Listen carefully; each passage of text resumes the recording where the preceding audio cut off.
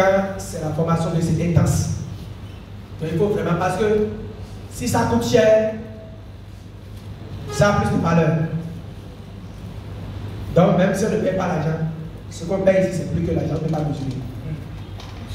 Parce que je vois des gens, malgré fatigués, ils font des efforts. Et disent, je ne suis pas fatigué. Et tu n'es pas fatigué au nom de Jésus. Amen. Nous allons étudier un passage biblique. C'est ma dernière session. Et c'est la dernière session de la soirée. Et c'est le rendez-vous demain. Jésus est le pain de vie. Jésus est le pain de vie.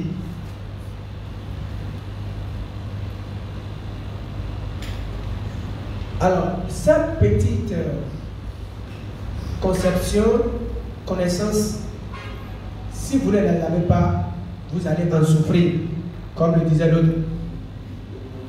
Que tu sois un pasteur, que tu aspires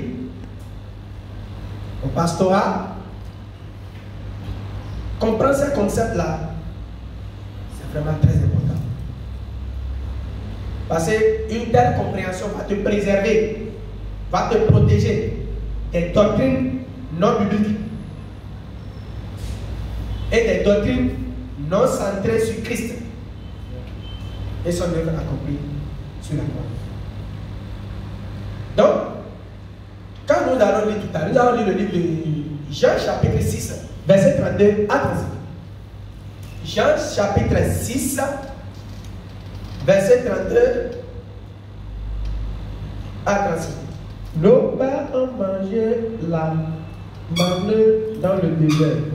Selon ce qu'il est écrit, il leur donna le pain du ciel à manger. Jésus leur dit, en vérité, je vous le dis, Moïse ne vous a pas donné le pain du ciel, mais mon Père vous donne le vrai pain du ciel. Alléluia. Qu'est-ce que vous avez compris là, les étudiants? Conclusion. Conclusion. Il dit, Moïse ne vous a pas donné le pain du ciel. Et il est devant eux. Il dit, mon Père vous a donné le pain du ciel. Qu'est-ce que vous comprenez? Le pain du ciel, c'est Jésus. Il parle de qui? Jésus. La vie éternelle, c'est Jésus-Christ. Alors, pour bien cerner cette assertion, nous allons bien étudier ce verset-là. Alors, pourquoi Jésus a-t-il utilisé le mot pain? En fait, c'est une méthode de communication. Quand Jésus était sur la terre, en chair, et il utilise ça couramment avec ses disciples. La plupart du temps, c'est ça qu'il utilise. Et il faut savoir pourquoi, même avec les disciples, tu utilises des paraboles. Beaucoup de paraboles, remplies de figures de style. Métaphores, hyperboles, comparaisons, beaucoup de figures de style. La première des choses qu'il faut comprendre, l'audience à qui Jésus parle n'est pas née de nouveau. Avant la mort de Jésus-Christ, personne n'était né de nouveau. Il faut noter ça.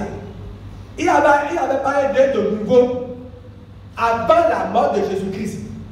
Parlant de naître de nouveau doit être après la naissance de Jésus-Christ. Amen. D'abord, après la mort et la résurrection de Jésus-Christ.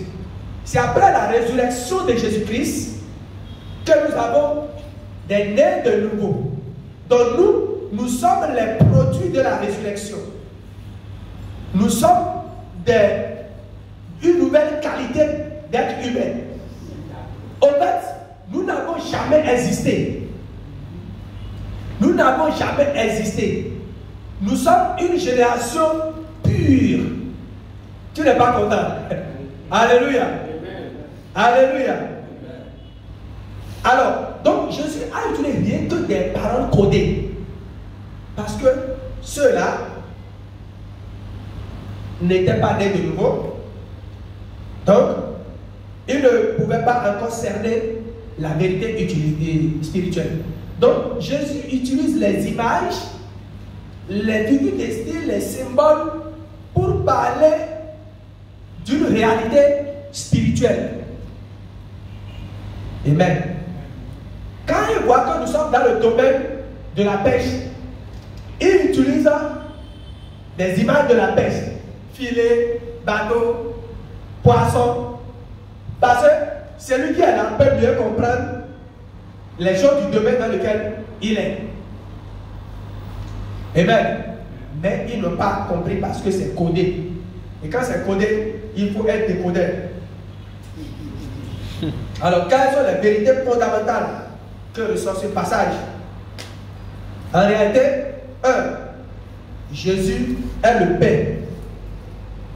Jésus est le Père. Le Père de vie. Jésus est le Père de vie. Donc, ça veut dire que celui qui a reçu Jésus a reçu quoi? La vie éternelle. Et on dit, la faim et la soif dont parle Jésus ne sont pas physiques. On est d'accord? La faim et la soif, ce n'est pas physique. On dit, qui ne seront jamais, ils n'auront jamais soif ou faim. Vous pouvez déjà comprendre ce qu'il dit. C'est quelqu'un qui accepte la vie éternelle, n'aura plus besoin de la vie éternelle. Il est éternellement sauvé. C'est ça qui veut dire, il n'aura plus besoin, il n'aura plus soif ni faim. Amen. Est-ce que les gens suivent le décodage? Donc maintenant, manger du pain dans ce contexte, c'est quoi? Je sais que vous pouvez dire ça. Manger du pain. Manger du pain. C'est d'accepter Jésus. C'est de croire en Jésus-Christ. D'accord? Manger et ne plus avoir faim veut dire quoi? Celui qui croit en la vie, en Christ a la vie éternelle et ne périra jamais. Ce dernier ne perdra plus jamais le salut, ne connaîtra pas la mort éternelle. Jean 6, verset 51. 6, verset 51. Oui. Je suis le pain vivant. Je suis le pain vivant. Qui est descendu du ciel. Qui est descendu du ciel. Si quelqu'un mange de ce pain, si quelqu'un mange de ce pain, il vivra éternellement. Il vivra éternellement. Et le pain que je donnerai, c'est ma chair. C'est ma chair. Que je donnerai pour la vie du monde. Le verset s'est expliqué. Amen. Quel est le but de Jésus en donnant cette parabole? C'est juste pour nous montrer qu'il est l'auteur de la vie éternelle. Et que c'est lui-même qui sécurise cette vie éternelle. Il est l'auteur. Donc l'homme ne peut pas sécuriser ça. Dit, je ne peux pas dire, je ne vais pas faire telle chose là, sinon je vais perdre la vie éternelle. Parce que tu n'as pas le contrôle de ça. C'est Dieu même qui a le contrôle de ça. Ça ne dépend pas de toi. Amen. Donc c'est Dieu qui initie, c'est lui-même qui a fabriqué, c'est lui-même qui contrôle, c'est lui-même qui sécurise. L'homme n'a rien. Dieu a fait tout pour ce qui concerne ça. Dieu a fait tout possible pour que la main de Dieu ne touche, de l'homme ne touche rien dedans. Pour que l'homme ne dise pas, après tout, moi, j'ai fait ceci, non. Après tout, moi, j'ai au moins pris d'abord, avant que tu ne me sauves. J'ai au moins utilisé ma foi. Et le Père a dit non, non. Même la foi que tu as utilisée, pourquoi ne vient pas de toi? Ça vient de la parole qu'on t'a prêchée. Alléluia. Alors, pour nous montrer que la vie éternelle est gratuite, c'est pourquoi il a amené encore cette parabole. La vie éternelle est quoi? Ah, je crois qu'il y avait un problème comme ça dans la commune du Seigneur. Et ils ont loué de voitures, et on ne sait pas là, on les a amenés. Je ne sais pas comment le gouvernement fait pour les ramener. Donc ce n'est pas quelque part où on doit aller, les gens se précipitent. D'ailleurs, depuis les gens croient que mais c'est la vie éternelle, c'est là. C'est ça qui a fait qu'aujourd'hui, on parle de Oulizo. Par le jour-là, les gens, il y a certains qui étaient rentrés dans le pont de Porto-Novo. D'autres voitures ont pris feu sur la voie et n'importe quoi. Donc, Dieu lui-même a donné gratuitement ça, rien prendre chez nous, la vie éternelle.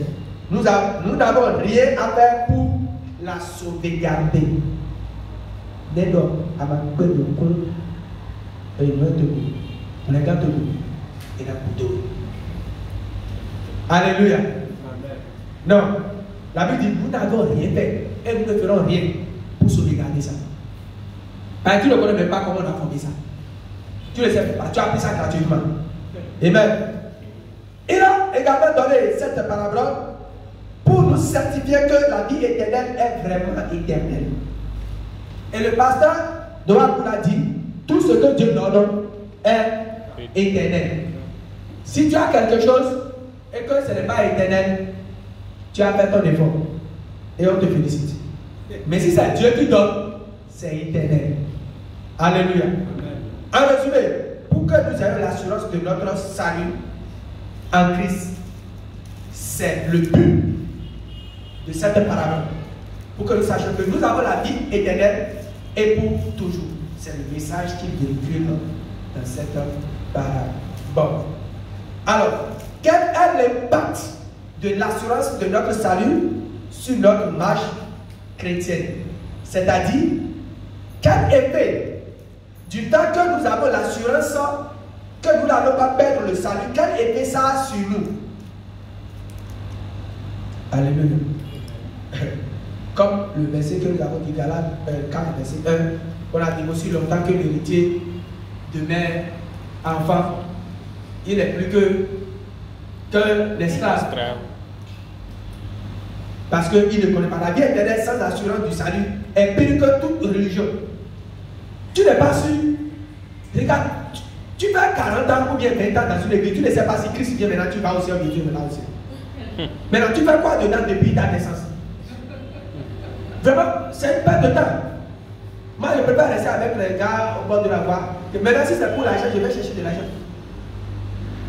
Et tout ce qu'on va vous mettre de fardeau sur la tête, c'est pourquoi les gens ne veulent même plus entendre de Jésus. Parce qu'on a présenté un Jésus comme un poids. Et les gens ne veulent même pas entendre parler de ça. Alléluia. En conclusion, nous ne devons pas compliquer les Écritures. La religion a compliqué la simplicité de l'Écriture. Restons fidèles à ce que l'auteur du salut a institué. C'est lui qui a donné le salut. Il a donné ça gratuitement. Il sécurise ça. Et c'est pour toujours. De plus, il est éternel et non temporaire. La vie éternelle est définitivement éternelle. Je salue tous ceux qui sont dans la vie éternelle. Vous êtes des êtres éternels au nom de Jésus. Amen.